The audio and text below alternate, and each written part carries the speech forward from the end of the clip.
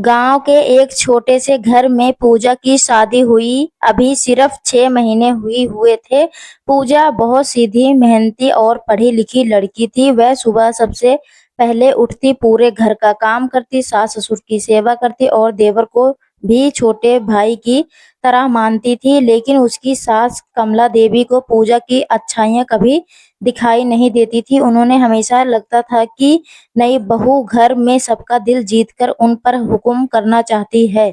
देवर रोहित भी अपनी माँ की हर बात पर आंख बंद करके भरोसा करता था।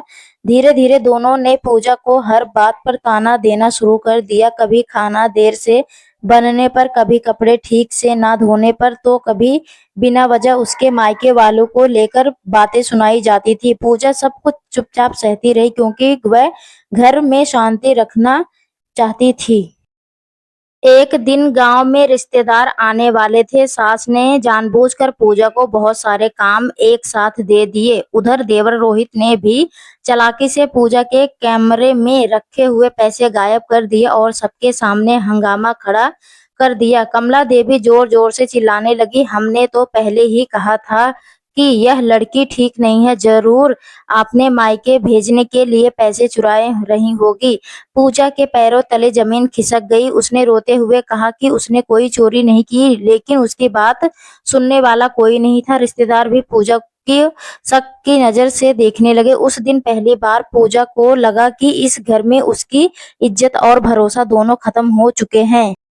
रात को पूजा अकेले बैठकर रो रही थी। तभी उसके पति अर्जुन काम से लौटते उन्होंने घर का माहौल देखा तो हैरान रह गया। सास और देवर ने मिलकर पूरी कहानी अर्जुन को सुनाई, लेकिन अर्जुन ने तुरंत फैसला लेने के बजाय सच्चाई जानने की ठानी। अगले दिन उन्होंने चुप से घर में लगे पुराने मोबाइल कैमरे की रिकॉर्डिंग देखी। रिकॉर्डिंग में साफ दिखाई दे रहा था कि रोहित ने खुद पैसे अलमारी से निकाले थे और फिर पूजा पर इल्जाम लगा दिया। यह देखकर अर्जुन का खून खौल उठा। उन्होंने सबको बैठकर में बुलाया और वीडियो सबके सामने चला दिया। सास और देवर के चेहरे शर्म से झुक गए। रिश्तेदार भी हैरान रहे थे। जिस बहू को वह गलत समझ रहे थे वही सबसे सच्ची निकली।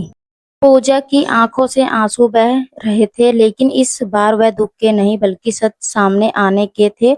अर्जुन ने अपनी माँ से कहा, जिस बहू ने इस घर को अपना समझा, अपने ही उसी की इज्जत मिट्टी में मिला दी। रोहित भी पूजा के पैरों में गिरकर माफी मांगने लगा। कमला देवी को अपनी गलती का एहसास हुआ। उन्होंने पहली बार पूजा को गले लगाकर कहा, बहू हमें माफ कर दो, हमने तुम्हें बिना गलती बहुत दुख दिए। पूजा ने अपने आंसू पोंछकर और बोली, घर प्यार और भरोसे से चलता है, शक और अपमान से नहीं। उस दिन के बाद घर का माहौल बदल गया। सास और देवर ने पूजा को यह सम्मान देना शुरू किया जिसकी वह हकदार थी, और पूजा ने भी अपने टूटे हुए रिश्ते को फिर से जोड़ने की कोशिश शुरू कर दी।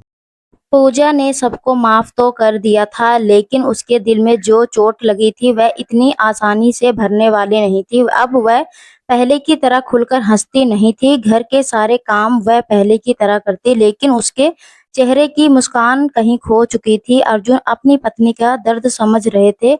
उन्हें महसूस हो रहा था कि सिर्फ माफी मांग लेने से किसी का टूटा हुआ भरोसा वापस नहीं आता। दूसरी तरफ कमला देवी भी अंदर ही अंदर शर्मिंदगी महसूस कर रही थी। गांव में धीरे धीरे यह बात फैल चुकी कि उन्होंने अपनी बहू पर झूठा इल्जाम लगाया था। जो लोग पहले पूजा को गलत कह रहे थे अब वही उसकी तारीफ कर रहे थे कि इतनी बेइज्जती सहने के बाद भी उसने घर नहीं छोड़ा। कुछ दिनों के बाद गांव में एक बड़ा पूजा पाठ रखा गया। घर में रिश्तेदार और पड़ोसियों का आना जाना शुरू हो गया। कमला देवी ने पहली बार सबके सामने पूजा की तारीफ करते हुए कहा, अगर हमारी बहू ना होती तो इतना बड़ा काम हम अकेले कभी नहीं संभाल पाते। यह सुनकर पूजा की आंखें भर आई, क्योंकि आज पहली बार उसकी सास ने उसे सम्मान दिया। लेकिन देवर रोहित अभी भी खुद को माफ नहीं कर पा रहा था। उसे हर समय यही लगता था कि उसकी एक गलती ने भाभी का दिल तोड़ दिया। वह अब पूजा के हर काम में मदद करने लगा। कभी बाजार से सामान लाता, कभी रसोई में हाथ बटाता। गांव वालों भी कहने लगे कि रोहित अब पहले जैसा शरारती लड़का नहीं रहा। एक शाम पूजा आंगन में बैठी कपड़े तह कर रही थी। तभी उसकी मायके से माँ का फोन आया। माँ ने प्यार से पूछा, बेटी अब सब ठीक है ना? पूजा कुछ पल चुप रही और फिर उसकी आंखों से आंसू बहने लगे। उसने अपनी माँ से कहा, माँ, दर्द तो बहुत हुआ, लेकिन शायद भगवान हर रिश्ते की परीक्षा लेते हैं। उसकी माँ ने समझाया, बेटी, जो इंसान माफ करना सीख जाता है वही जिंदगी में सबसे मजबूत बनता है। माँ की बातें सुनकर पूजा को थोड़ी हिम्मत मिली। उसने तय किया कि वह अपने टूटे हुए आत्मविश्वास को फिर से वापस लाएगी और अपने रिश्तों को एक नई शुरुआत देगी। धीरे धीरे घर का माहौल सच में बदलने लगा। अब कमला देवी पूजा के बिना एक कोई फैसला नहीं लेती। गांव की औरतें के सामने भी वह गर्व से कहती, मेरी बहू घर की लक्ष्मी है। यह सुनकर पूजा के दिल को थोड़ा सुकून मिलता। अर्जुन ने भी पूजा को खुश रखने की पूरी कोशिश शुरू कर दी। एक दिन उन्होंने पूजा को शहर घुमा ले जाने पर एक प्लान बनाया ताकि उसका मन बदल सके। पूजा कई महीने बाद खुलकर हंसी थी। उसने लगा जैसे उसके जीवन में फिर से रोशनी लौट रही है। लेकिन जिंदगी इतनी आसान कहाँ होती है। एक दिन अचानक कमला देवी की तबीयत बहुत खराब हो गई। रात भर तेज बुखार और सांस लेने में तकलीफ होने लगी। घर में आफा तफरी मच गई। उस समय सबसे पहले पूजा ही उस जिसने बिना देर किए सास को अस्पताल पहुंचाया। पूरी रात वह अस्पताल में जागती रही, रमला देवी रही और भगवान से उनकी सलामती की दुआ मांगती रही। जब कमला देवी की आंखें खुली और उन्होंने पूजा को अपने सिरहाने बैठे देखा तो उनकी आंखों से आंसू निकल पड़े। उन्होंने कांपते हाथों से पूजा का हाथ पकड़ा और कहा, बहू, तूने तो सगी बेटी से भी बढ़कर सहारा साथ दिया। हमें तुझे बहुत दुख दिए, फिर भी तूने हमारा साथ नहीं छोड़ा। उस दिन कमला देवी को समझ आ गया कि रिश्ते खून से नहीं दिल से बनते हैं। घर लौटने के बाद उन्होंने पूरे परिवार के सामने पूजा को अपनी बेटी का दर्जा दिया। रोहित ने भी कसम खाई कि वह जिंदगी भर अपनी भाभी का सम्मान करेगा। पूजा ने पहली बार महसूस किया कि उसके धैर्य, प्यार और सहनशीलता ने आखिरकार इस परिवार को बदल दिया। जिस घर में कभी उस पर शक किया गया था, आज उसी घर में उसकी सबसे ज्यादा इज्जत थी। धीरे धीरे वह घर फिर से हंसी और खुशियों से भर गया और पूजा के चेहरे पर लौटी आई वही मुस्कान जिसने कभी इस घर को रोशन कर किया था। समय धीरे धीरे बीत रहा था। अब पूजा के जीवन में पहले जैसी कड़वाहट कम होने लगी, लेकिन उसके मन के अंदर कहीं न कहीं पुराने जख्म अभी भी ताजा थे। वह हर रिश्ते को संभालने की पूरी कोशिश करती रही, मगर कभी-कभी उसे वह दिन याद आ जाता जब पूरे घर के सामने उसकी इज्जत पर सवाल उठाए गए थे। अर्जुन अब अपनी पत्नी का दर्द समझ चुके थे, इसलिए वह हर छोटी-बड़ी खुशी में पूजा का साथ देने लगे।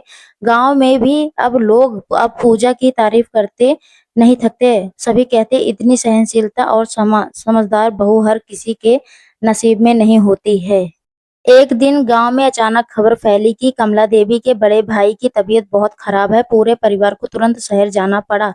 घर की जिम्मेदारी पूजा और देवर रोहित के ऊपर छोड़ दी गई। पहले जहां रोहित अब पूजा से नजर मिलाने में शर्म महसूस करता था, वही अब हर काम में उसका साथ देता था। दोनों ने मिलकर पूरे घर को संभाला, लेकिन उसी दौरान गांव के एक औरत शांति चाची ने आग में घी डालने का काम शुरू कर दिया। वह बार-बार कमला देवी के कान भरती रहती थी कि बहू ज्यादा सीधी बनने का नाटक कर रही है, एक दिन सब कुछ अपने नाम करवा लेगी। कमला देवी अब पहले जैसी नहीं रही थी, लेकिन उनके मन में डर बैठ गया था।